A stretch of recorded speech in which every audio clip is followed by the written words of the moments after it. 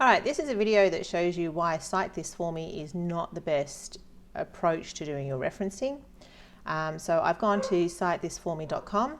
I'm going to click on Harvard because that's the style that we like you to do it in. It's a website. Okay, so I'm going to go to and collect my website address. I'm going to put it in here. You can see here what it can't find is the author, the publisher, or the publication date.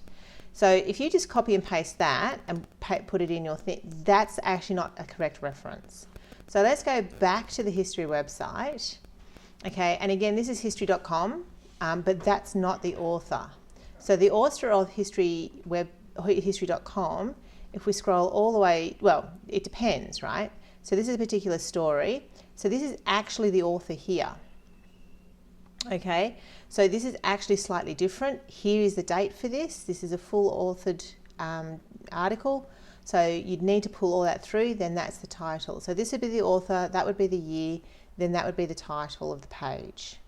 All right, so that's how you would cite that one. If it was a more generic one from the history website, you would actually just go to the bottom of it, because you can see here that the copyright is 2020 A&E Television Networks. So they're actually the author because they own the website. Let me try another one for you.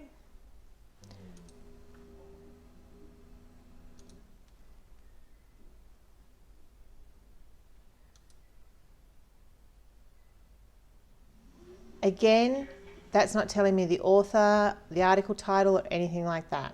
So let's go into this one itself and have a look. Okay, so this is an actual consumer site. So now we're in a different kettle of fish as well. So this page here, the title is the Marlin 5 page because it's the page that's telling you about the Marlin 5. You can see this here because we've actually got the cookies across the top. All right, so this is the Marlin 5 page. So that would be the title of the page. But if we scroll down to the bottom, again, we should have a copyright.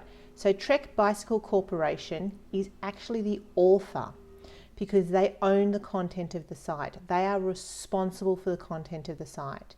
So the correct Harvard style reference for this would be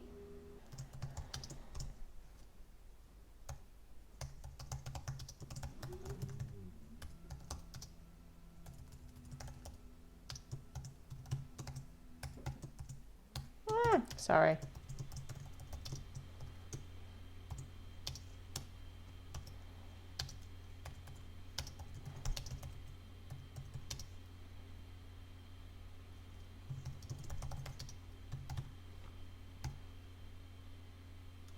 And because I'm picky, I will change that font.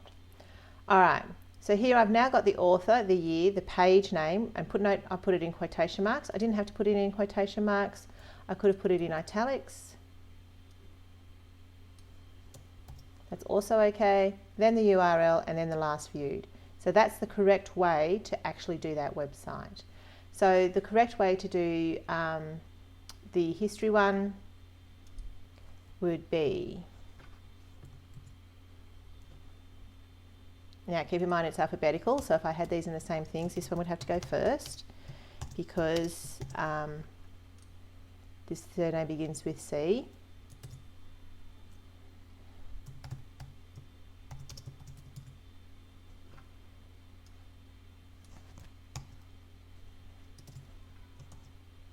Ooh.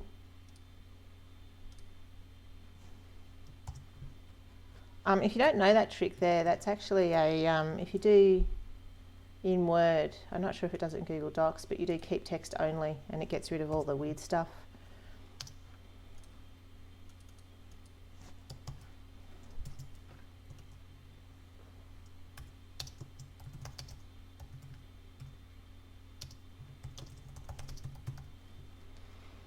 All right, so that's the correct way to cite that. So the author is never a website. It's never a .com in the author. It's always a corporation or a person or, you know, something like that. It's never .com. Okay, so that's the problem with Cite This For Me.